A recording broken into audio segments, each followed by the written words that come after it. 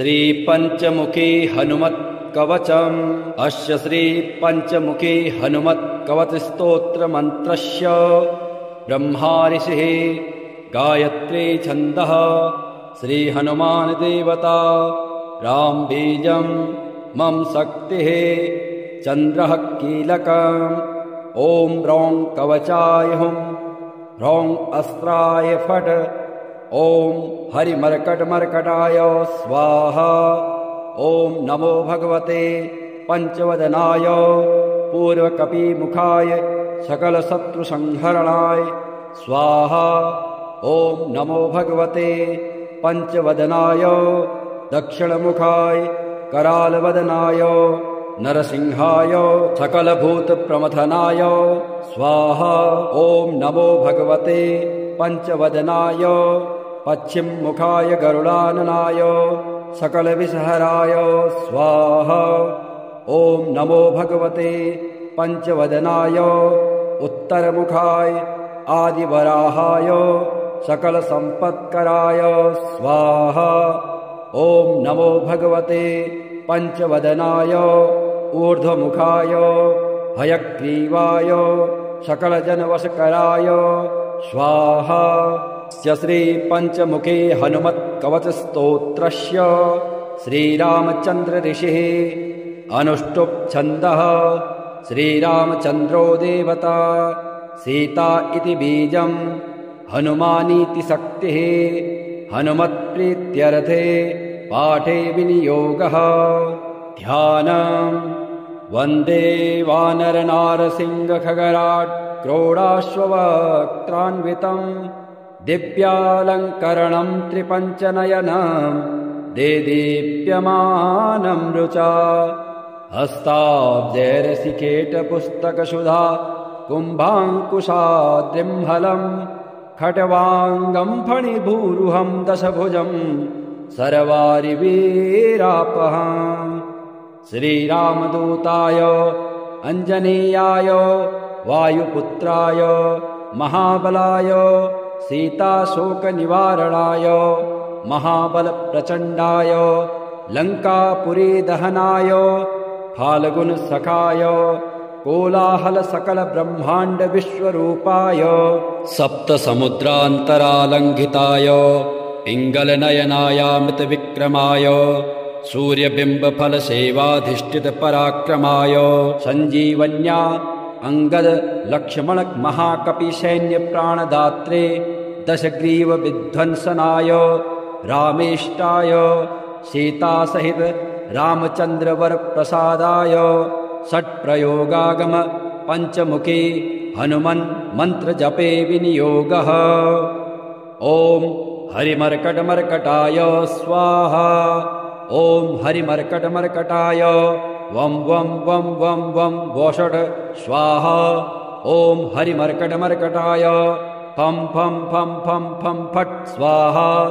ओम हरिमर्कटमर्कटाय खं खं खं खं खं मारणाय स्वाहा। ओम हरिमर्कटमर्कटाय ठं ठं ठं ठं ठं स्तम्भनाय स्वाहा। ओम हरिमर्कटमर्कटाय डम डम डम डम डम आकर्षणाय सकल संपत्कराय पंचमुखी वीर हनुमते स्वाहा। उच्चाटने ओम ढम ढम ढम ढम ढम कूर्ममूर्तये पंचमुखी हनुमते परयंत्र तंत्रोच्चाटनाय स्वाहा। कम खम गम घम ngम चम छम जम झम यम टम ठम डम ढम णम तम थम दम धम नम पम फम बम भम मम यम रम लम वम शम शम शम हम छम स्वाहा इति दिग्बन्धः।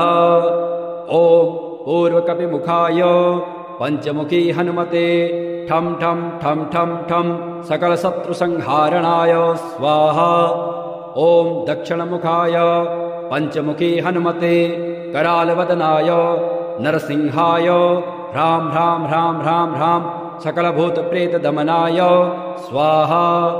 ओम पश्चिममुखाय गरुडासनाय पंचमुखी वीर हनुमते मम मम मम मम मम सकलविषहराय स्वाहा। ओम उत्तरमुखे आदिवराहाय लं लं लं लं लं नृसिंहाय नीलकण्ठाय पञ्चमुखे हनुमते स्वाहा। ॐ अञ्जनासुताय वायुपुत्राय महाबलाय रामेष्टफाल्गुनसखाय सीताशोकनिवारणाय लक्ष्मणप्राणरक्षकाय कपिसैन्यप्रकाशाय दशग्रीवाभिमानदहनाय श्रीरामचन्द्रवरप्रसादकाय महावीर्याय प्रथम ब्रह्माण्डनायकाय पञ्चमुखे हनुमते भूतप्रेत पिशाच ब्रह्मराक्षस शाकिनी डाकिनी अंतरिक्षग्रह परयंत्र परतंत्र सर्वग्रहोच्चाटनाय सकलशत्रुसंहारणाय पञ्चमुखे हनुमद्वरप्रसादाय सर्वरक्षकाय जं जं जं जं स्वाहा।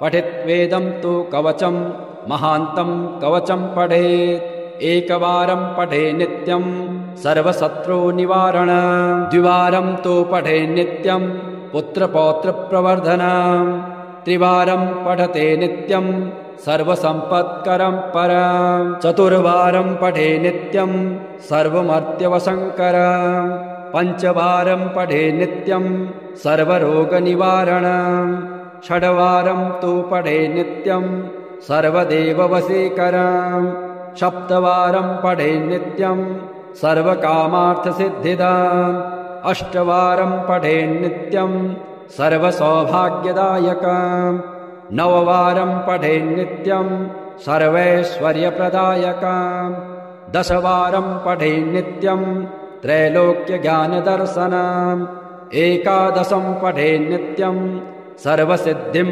लभेन्नरः कवचं स्मृतिमात्रेण महालक्ष्मीफलप्रदाम् तस्माच्च प्रयता भाव्यं कार्यं हनुमतः प्रियम्।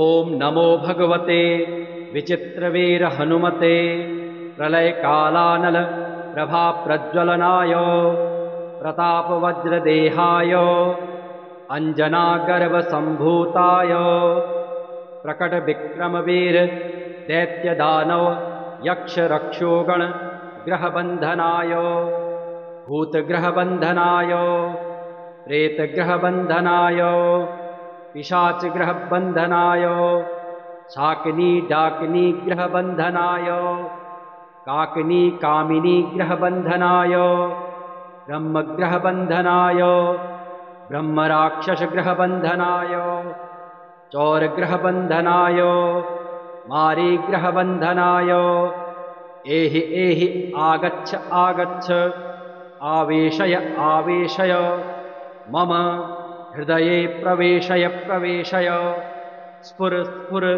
प्रस्फुर प्रस्फुर सत्यं कथय व्याघ्रमुखबन्धन सर्पमुखबन्धन राजमुखबन्धन नारीमुखबन्धन सभामुखबन्धन शत्रुमुखबन्धन सर्वमुखबन्धन लङ्काप्रसादभञ्जन अमुकं मे वसमानय क्लीं क्लीं क्लीं ह्रीं श्रीं श्रीं राजानं वसमानय श्रीं ह्रीं क्लीं स्त्रिय आकर्षय आकर्षय शत्रून् मर्दय मर्दय मारय मारय चूर्णय चूर्णय खे खे श्रीरामचन्द्राज्ञया मम कार्यसिद्धिं कुरु कुरु। ॐ ह्रां ह्रीं ह्रूं ह्रैं ह्रौं हः फट् स्वाहा। विचित्रवीर हनुमन् मम सर्वशत्रून् भस्मीकुरु कुरु हन हन हुं फट् स्वाहा। 1100 जपित्वा सर्वशत्रून् वशमानयते नान्यथा इति। ॐ नमो वायुपुत्राय भीमरूपाय धीमते नमस्ते रामदूताय कामरूपाय श्रीमते मोहशोकविनाशाय सीताशोकविनाशिने भग्नाशोकवनायास्तु दग्धलङ्काय वाग्मिने गतिर्निर्जितवाताय लक्ष्मण प्राणदाय च वनौकशां वरिष्ठाय वसिने वनवासिने तत्त्वज्ञानसुधा सिन्धु निमग्नाय महीयसे आञ्जनेयाय शूराय सुग्रीव सचिवायते जन्म मृत्यु भयज्ञाय सर्वक्लेशहराय च नेदिष्ठाय प्रेतभूत पिशाच भयहारिणे यातनानाशनायास्तु नमो मर्कटरूपिणे यक्षराक्षसशार्दूल सर्पविच्छेदभीहृते महाबलाय वीराय चिरञ्जीविन् उद्धृते हारिणे वज्रदेहाय चौललङ्घितमहाब्धये बलिनामग्रगण्याय नमो नः पाहि मारुते लाभदोषे त्वमेवासु हनुमन् राक्षसान्तक यशो जयं च मे देहि शत्रून्नाशय नाशय स्वाश्रितानां भयदं य एवं स्तौति मारुतिं हानिः कुतो भवेत् तस्य सर्वत्र विजयी भवेत्। निश्चय प्रेम प्रतीत्यते विनय करे सन्मान तेहि के कारज सकल शुभ सिद्ध करे हनुमान। जय हनुमंत संत हितकारी सुन ली जय प्रभु अरज हमारे जन के काज विलंब न की जय आतुर दौरि महासुख दीजय। जैसे कूद सिंधु महिपारा सुरसा बदन पैठ विस्तारा आगे जाय लंकिनी रोका मारहु लात गई सुरलोका। जाय विभीषण को सुख दीहा सीता निरखि परम पद लीहा। बाग उजार सिंधु महबोरा अति आतुर जम कातर तोरा। अक्षय कुमार मारे संहारा लोम लपेट लंक को जारा। लाह समान लंक जरि गए जय जय धुनि सुरपुर नभ भई। अब विलंब के ही कारण स्वामी कृपा करहु उर अंतरयामी।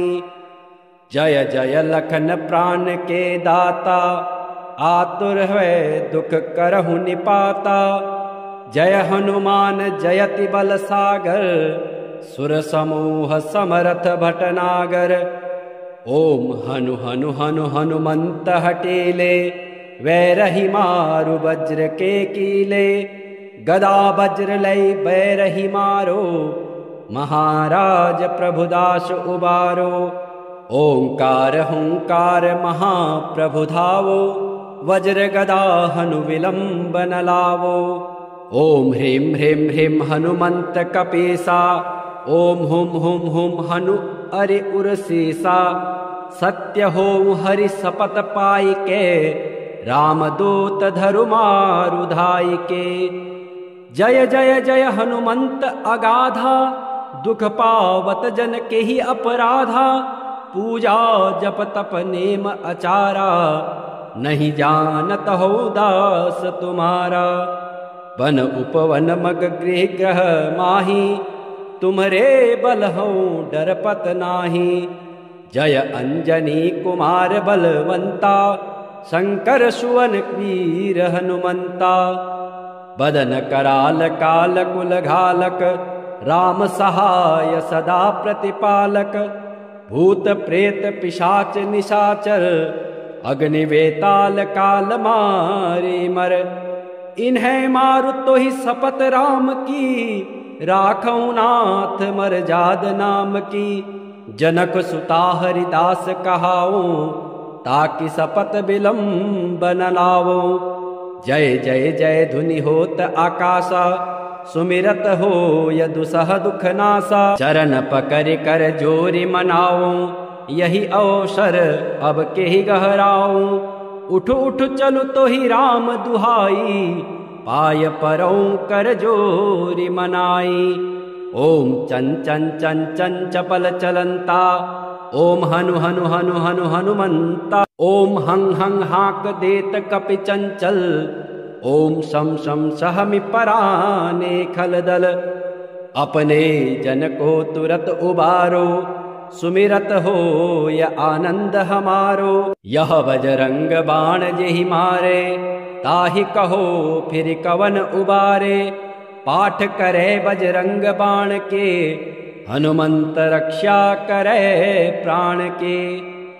यह बजरंग बाण जो जापे, तासो भूत प्रेत सब कापे। धूप देय जो जपे हमेशा, ताके तन नहीं रहे कलेशा। प्रेम प्रतीति कपि भजे, सदा धरे उर ध्यान। तेहि के कारज सकल शुभ, सिद्ध करे हनुमान। वंदे वानर नारसिंह खगराट, क्रोडाश्ववक्त्रान्वितं। दिव्यालंकरणं त्रिपंचनयनं, देदीप्यमानं रुचा। हस्ताब्जैरसिकेटपुस्तकसुधा, कुम्भाङ्कुशाद्रिम्हलं। खट्वाङ्गं फणिभूरुहं दशभुजं, सर्वारिवीरापहम्। श्रीरामदूताय अंजनीयाय, वायुपुत्राय महाबलाय। सीताशोकनिवारणाय, महाबलप्रचण्डाय। लङ्कापुरी दहनाय, फाल्गुनसखाय। कोलाहल सकल ब्रह्माण्ड विश्वरूपाय। सप्तसमुद्रान्तरालङ्घिताय, पिङ्गलनयनायामृतविक्रमाय। सूर्यबिम्बफलसेवाधिष्ठित पराक्रमाय। सञ्जीवन्या अंगद लक्ष्मण महाकपि सैन्य प्राणदात्रे। दशग्रीव विध्वंसनाय, रामेष्टाय। सीता सहित रामचंद्र वर प्रसादाय। षट्प्रयोगागम पंचमुखी, हनुमन् मंत्र जपे विनियोगः। ओम हरिमर्कटमर्कटाय स्वाहा। ओम हरिमर्कटमर्कटाय वं वं वं वं वं वोषट स्वाहा। ओम हरिमर्कटमर्कटाय फं फं फं फं फं फट स्वाहा। ओम हरिमर्कटमर्कटाय खं खं खं खं खं मारणाय स्वाहा। ओम हरिमर्कटमर्कटाय ठं ठं ठं ठं ठं स्तंभनाय स्वाहा। ओम हरिमर्कटमर्कटाय डम डम डम डम डम आकर्षणाय सकल संपत्कराय। पंचमुखी वीर हनुमते स्वाहा। उच्चाटने ओम ढम ढम ढम ढम ढम कूर्ममूर्तये पंचमुखी हनुमते परयंत्र तंत्रोच्चाटनाय स्वाहा।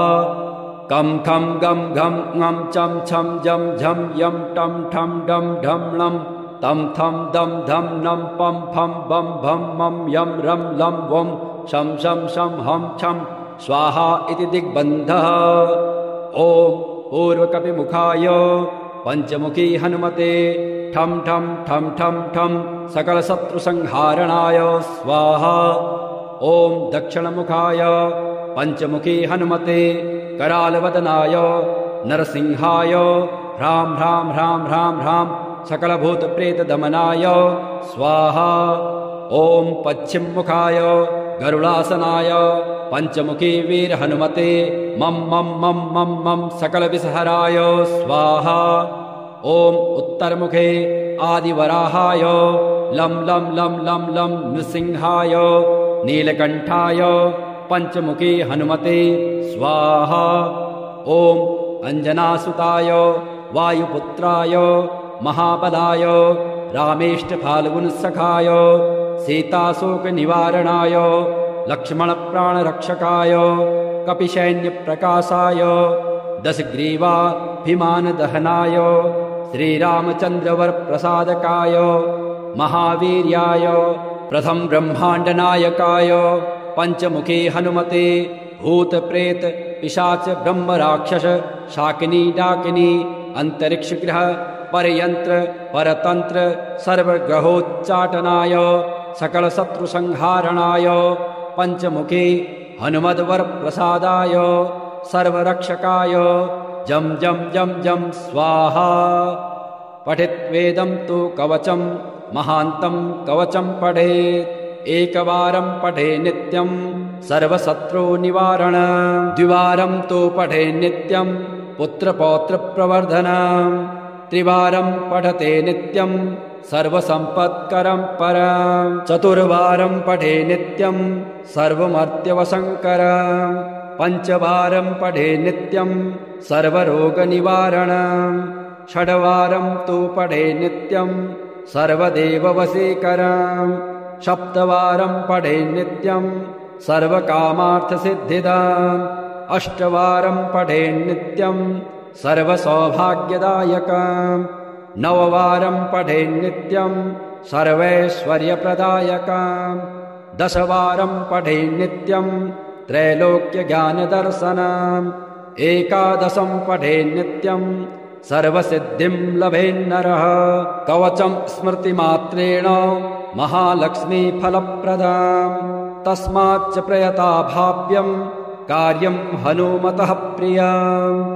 ॐ नमो भगवते विचित्रवीर हनुमते प्रलयकालानल प्रभाप्रज्वलनाय प्रतापवज्रदेहाय अञ्जनागर्भसम्भूताय प्रकटविक्रमवीर दैत्यदानव यक्षरक्षोगण ग्रहबन्धनाय भूतग्रहबन्धनाय प्रेतग्रहबन्धनाय पिशाचग्रहबन्धनाय शाकिनी डाकिनी ग्रहबन्धनाय काकिनी कामिनी ग्रहबन्धनाय ब्रह्मग्रहबन्धनाय ब्रह्मराक्षसग्रहबन्धनाय चौरग्रहबन्धनाय मारीग्रहबन्धनाय एहि एहि आगच्छ आगच्छ आवेशय आवेशय मम हृदये प्रवेशय प्रवेशय स्फुर स्फुर प्रस्फुर प्रस्फुर सत्यं कथय व्याघ्रमुखबन्धन सर्पमुखबन्धन राजमुखबन्धन नारीमुखबन्धन सभामुखबन्धन शत्रुमुखबन्धन सर्वमुखबन्धन लङ्काप्रसादभञ्जन अमुकं मे वसमानय क्लीं क्लीं क्लीं ह्रीं श्रीं श्रीं राजानं वसमानय श्रीं ह्रीं क्लीं स्त्रिय आकर्षय आकर्षय शत्रून् मर्दय मर्दय मारय मारय चूर्णय चूर्णय खे खे श्रीरामचन्द्राज्ञया मम कार्यसिद्धिं कुरु कुरु। ॐ ह्रां ह्रीं ह्रूं ह्रैं ह्रौं हः फट् स्वाहा। विचित्रवीर हनुमन् मम सर्वशत्रून् भस्मीकुरु कुरु। हन हन हुं फट् स्वाहा। 11 शतवारं जपित्वा सर्वशत्रून् वशमानयते नान्यथा इति। ॐ नमो वायुपुत्राय भीमरूपाय धीमते नमस्ते रामदूताय कामरूपाय श्रीमते मोहशोकविनाशाय सीताशोकविनाशिने भग्नाशोकवनायास्तु दग्धलङ्काय वाग्मिने गतिर्निर्जितवाताय लक्ष्मणप्राणदाय च वनौकसां वरिष्ठाय वसिने वनवासिने तत्त्वज्ञानसुधासिन्धु निमग्नाय महीयसे आञ्जनेयाय शूराय सुग्रीव सचिवाय ते जन्ममृत्युभयज्ञाय सर्वक्लेशहराय च नेदिष्ठाय प्रेतभूत पिशाच भयहारिणे यातनानाशनायास्तु नमो मर्कटरूपिणे यक्षराक्षसशार्दूल सर्पविच्छेदहृते महाबलाय वीराय चिरञ्जीविन् उद्धृते हारिणे वज्रदेहाय चौललङ्घितमहाब्धये बलिनामग्रगण्याय नमो नः पाहि मारुते लाभदोषे त्वमेवासु हनुमन् राक्षसान्तक यशो जयं च मे देहि शत्रून् नाशय नाशय स्वाश्रितानां भयदं य एवं स्तौति मारुतिं हानिः कुतो भवेत् तस्य सर्वत्र विजयी भवेत्। निश्चय प्रेम प्रतीत्यते विनय करे सन्मान, तेहि के कारज सकल शुभ सिद्ध करे हनुमान। जय हनुमंत संत हितकारी, सुन ली जय प्रभु अरज हमारे। जन के काज विलंब न कीजय, आतुर दौरि महासुख दीजय। जैसे कूद सिंधु महिपारा, सुरसा बदन पैठ विस्तारा। आगे जाय लंकिनी रोका, मारहु लात गई सुरलोका। जाय विभीषण को सुख दीहा, सीता निरखि परम पद लीहा। बाग उजार सिंधु महबोरा, अति आतुर जम कातर तोरा। अक्षय कुमार मारे संहारा, लोम लपेट लंक को जारा। लाह समान लंक जरि गए, जय जय धुनि सुरपुर नभ भई। अब विलंब के ही कारण स्वामी, कृपा करहु उर अंतरयामी। जय जय लखन प्राण के दाता, आतुर है दुख करहु निपाता।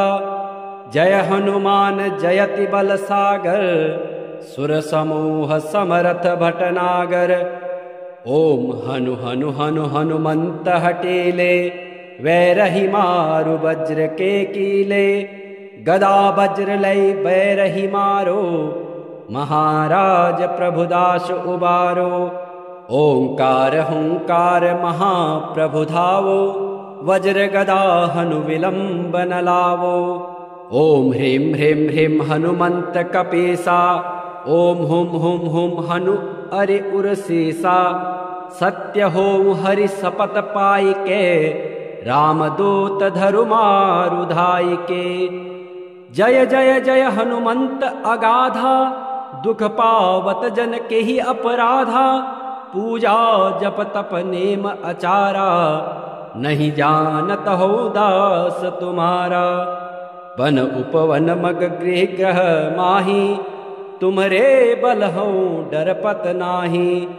जय अंजनी कुमार बलवंता, शंकर सुवन वीर हनुमंता। बदन कराल काल कुल घालक, राम सहाय सदा प्रतिपालक। भूत प्रेत पिशाच निशाचर, अग्नि वेताल काल मारे मर। इन्हें मारु तो ही सपत राम की, राखौ नाथ मर जाद नाम की। जनक सुता हरिदास कहाऊं, ताकि सपत विलंब न लावो। जय जय जय धुनि होत आकाशा, सुमिरत हो यदुसह दुख नासा। चरण पकड़ कर जोरि मनाओ, यही अवसर अब के ही गहराऊं। उठ उठ चलु तो ही राम दुहाई, पाय परौ कर जोरि मनाई। ओम चन चन चन चन चपल चलंता, ओम हनु हनु हनु हनु हनुमंता। ओम हंग हंग हाक देत कपि चंचल, ओम शम शम सहमि पराने खलदल।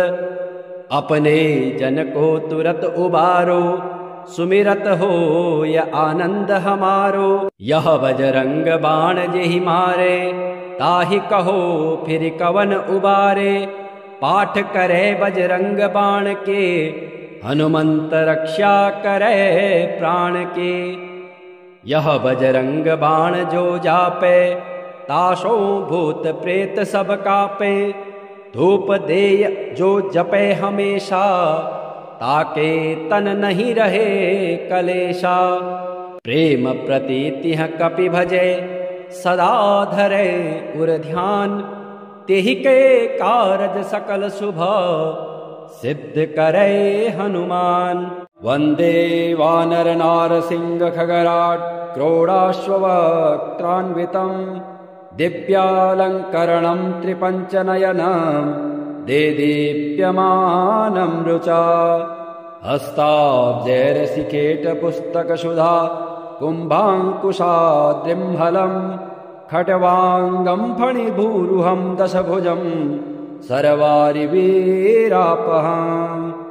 श्रीरामदूताय अञ्जनेयाय वायुपुत्राय महाबलाय सीताशोकनिवारणाय महाबलप्रचण्डाय लङ्कापुरीदहनाय फाल्गुनसखाय कोलाहलसकलब्रह्माण्डविश्वरूपाय सप्तसमुद्रान्तरालङ्घिताय पिङ्गलनयनायामृतविक्रमाय सूर्यबिम्बफलसेवाधिष्ठितपराक्रमाय सञ्जीवन्या अंगद लक्ष्मण महाकपिसैन्यप्राणदात्रे दशग्रीवविध्वंसनाय रामेष्टाय सीतासहित रामचन्द्रवरप्रसादाय षट्प्रयोगागम पञ्चमुखी हनुमन् मन्त्रजपे विनियोगः। ॐ हरिमर्कटमर्कटाय स्वाहा। ॐ हरिमर्कटमर्कटाय वं वं वं वं वं वोषट् स्वाहा। ॐ हरिमर्कटमर्कटाय फं फं फं फं फं फट् स्वाहा। ॐ हरिमर्कटमर्कटाय खं खं खं खं खं मारणाय स्वाहा। ॐ हरिमर्कटमर्कटाय ठं ठं ठं ठं ठं स्तम्भनाय स्वाहा। ॐ हरिमर्कटमर्कटाय डं डं डं डं डं आकर्षणाय सकलसम्पत्कराय पञ्चमुखी वीरहनुमते स्वाहा। उच्चाटने ॐ ढं ढं ढं ढं ढं कूर्ममूर्तये पञ्चमुखी हनुमते परयन्त्र तन्त्रोच्चाटनाय स्वाहा। कं खं गं घं ङं चं छं जं झं यं टं ठं डं ढं णं तं थं दं धं नं पं फं बं भं मं यं रं लं वं शं शं शं हं छं स्वाहा इति दिग्बन्धः। ॐ पूर्वकपिमुखाय पञ्चमुखी हनुमते ठं ठं ठं ठं ठं सकलशत्रुसंहारणाय स्वाहा। ॐ दक्षिणमुखाय पञ्चमुखी हनुमते करालवदनाय नरसिंहाय ह्रां ह्रां ह्रां ह्रां ह्रां सकलभूतप्रेतदमनाय स्वाहा। ॐ पश्चिममुखाय गरुडासनाय पञ्चमुखी वीरहनुमते मं मं मं मं मं सकलविषहराय स्वाहा। ॐ उत्तरमुखे आदिवराहाय लं लं लं लं लं नृसिंहाय नीलकण्ठाय पञ्चमुखी हनुमते स्वाहा। ॐ अञ्जनासुताय वायुपुत्राय महाबलाय रामेष्टफाल्गुनसखाय सीताशोकनिवारणाय लक्ष्मणप्राणरक्षकाय कपिसैन्यप्रकाशाय दशग्रीवाभिमानदहनाय श्रीरामचन्द्रवरप्रसादकाय महावीर्याय प्रथम ब्रह्माण्डनायकाय पञ्चमुखी हनुमते भूतप्रेत पिशाच ब्रह्मराक्षस शाकिनी डाकिनी अन्तरिक्षग्रह परयन्त्र परतन्त्र सर्वग्रहोच्चाटनाय सकलशत्रुसंहारणाय पञ्चमुखी हनुमद्वरप्रसादाय सर्वरक्षकाय जं जं जं जं स्वाहा।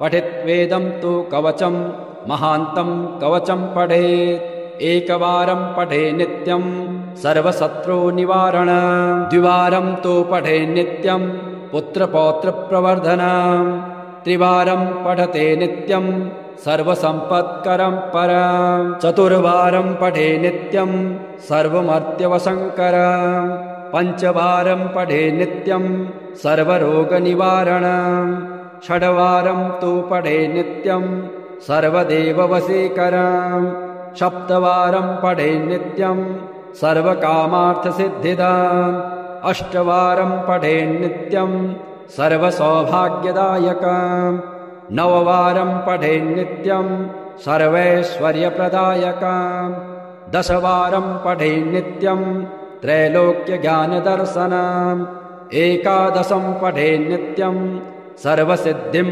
लभेन्नरः कवचं स्मृतिमात्रेण महालक्ष्मीफलप्रदाम् तस्माच्च प्रयता भाव्यं कार्यं हनुमतः प्रियम्।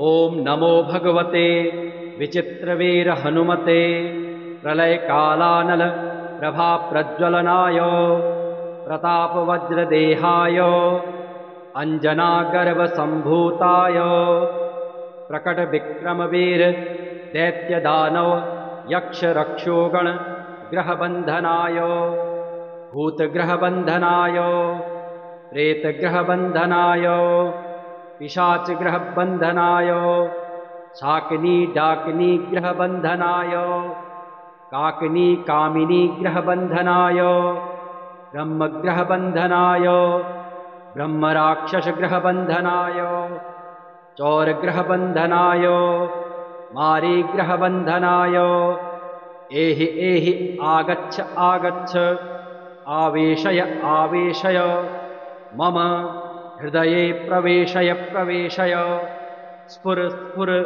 प्रस्फुर प्रस्फुर सत्यं कथय व्याघ्रमुखबन्धन सर्पमुखबन्धन राजमुखबन्धन नारीमुखबन्धन सभामुखबन्धन शत्रुमुखबन्धन सर्वमुखबन्धन लङ्काप्रसादभञ्जन अमुकं मे वसमानय क्लीं क्लीं क्लीं ह्रीं श्रीं श्रीं राजानं वसमानय श्रीं ह्रीं क्लीं स्त्रिय आकर्षय आकर्षय शत्रून् मर्दय मर्दय मारय मारय चूर्णय चूर्णय खे खे श्रीरामचन्द्राज्ञया मम कार्यसिद्धिं कुरु कुरु ॐ ह्रां ह्रीं ह्रूं ह्रैं ह्रौं हः फट् स्वाहा विचित्रवीर हनुमन् मम सर्वशत्रून् भस्मीकुरु कुरु हन हन हुं फट् स्वाहा 1100 जपित्वा सर्वशत्रून् वशमानयते नान्यथा इति। ॐ नमो वायुपुत्राय भीमरूपाय धीमते नमस्ते रामदूताय कामरूपाय श्रीमते मोहशोकविनाशाय सीताशोकविनाशिने भग्नाशोकवनायास्तु दग्धलङ्काय वाग्मिने गतिर्निर्जितवाताय लक्ष्मण प्राणदाय च वनौकशां वरिष्ठाय वसिने वनवासिने तत्त्वज्ञानसुधा सिन्धु निमग्नाय महीयसे आञ्जनेयाय शूराय सुग्रीव सचिवायते जन्म मृत्यु भयघ्नाय सर्वक्लेशहराय च नेदिष्ठाय प्रेतभूत पिशाच भयहारिणे यातनानाशनायास्तु नमो मर्कटरूपिणे यक्षराक्षसशार्दूल सर्पविच्छेक्तीर्थे महाबलाय वीराय चिरञ्जीविन् उद्धृते हारिणे वज्रदेहाय चौललङ्घितमहाब्धये बलिनामग्रगण्याय नमो नः पाहि मारुते लाभदोषे त्वमेवासु हनुमन् राक्षसान्तक यशो जयं च मे देहि शत्रून् नाशय नाशय स्वाश्रितानां भयदं य एवं स्तौति मारुतिं हानिः कुतो भवेत् तस्य सर्वत्र विजयी भवेत्। निश्चय प्रेम प्रतीत्यते विनय करे सन्मान तेहि के कारज सकल शुभ सिद्ध करे हनुमान। जय हनुमंत संत हितकारी सुन ली जय प्रभु अरज हमारे जन के काज विलंब न की जय आतुर दौरि महासुख दी जय।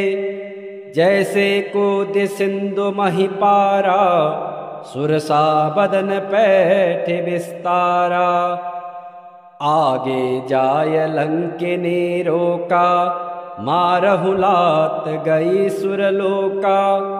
जाय विभीषण को सुख दीहा सीता निरखि परम पद लीहा।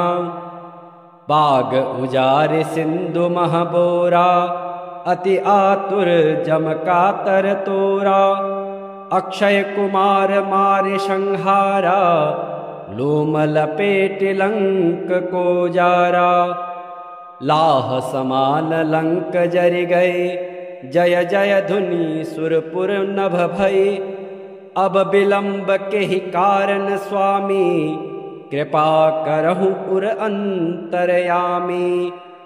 जय जय लखन प्राण के दाता, आतुर है दुख करहु निपाता।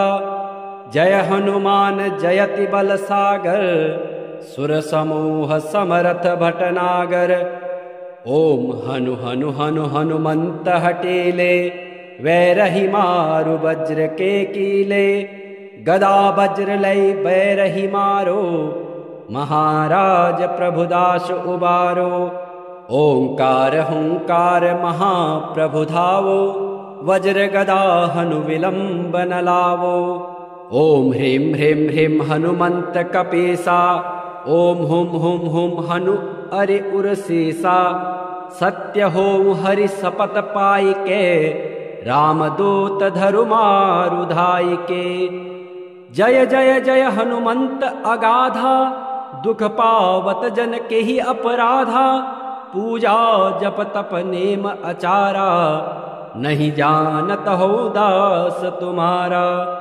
वन उपवन मग गृह ग्रह माही, तुम्हरे बल हो डरपत नाही। जय अंजनी कुमार बलवंता, शंकर सुवन वीर हनुमंता।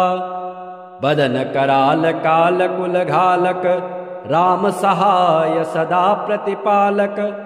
भूत प्रेत पिशाच निशाचर, अग्नि वेताल काल मारे मर। इन्हें मारु तो ही सपत राम की, राखौ नाथ मर जाद नाम की। जनक सुता हरिदास कहाओ, ताकि सपत विलंब न लावो। जय जय जय धुनि होत आकाशा, सुमिरत हो यदुसह दुख नासा। चरण पकड़ कर जोरि मनाओ, यही अवसर अब के ही गहराओ। उठ उठ चलु तो ही राम दुहाई, पाय परौ कर जोरि मनाई। ओम चन चन चन चन चपल चलंता, ओम हनु हनु हनु हनु हनुमंता। ओम हं हं हाक देत कपि चंचल, ओम शम शम सहमि पराने खलदल। अपने जन को तुरत उबारो, सुमिरत हो य आनंद हमारो। यह बजरंग बाण जेहि मारे, ताहि कहो फिर कवन उबारे। पाठ करे बजरंग बाण के, हनुमंत रक्षा करे प्राण के। यह बजरंग बाण जो जापे, ताशो भूत प्रेत सब कापे। धूप देय जो जपे हमेशा, ताके तन नहीं रहे कलेशा। प्रेम प्रीति कपि भजे, सदा धरे उर ध्यान। तेहि के कारज सकल शुभ, सिद्ध करे हनुमान।